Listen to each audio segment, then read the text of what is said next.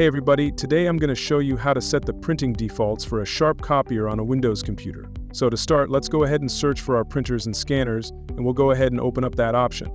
Go ahead and select your device from the list here. If you're on Windows 10, you'll have to left-click and hit Manage.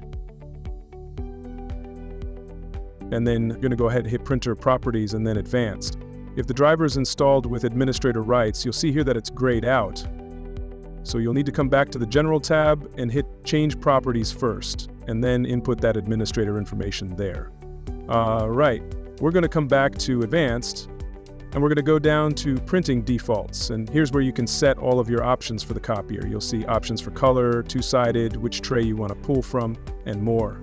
If you have a finisher, you'll also see options for stapling and folding. So once you have those all set, you can go ahead and hit Apply.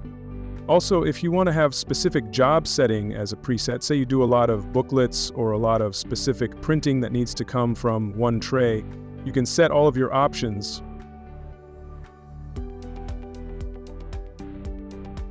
And then once we have all of our settings, you can go down here to Save and then type in however you want it to be named. We'll call this booklet and hit OK.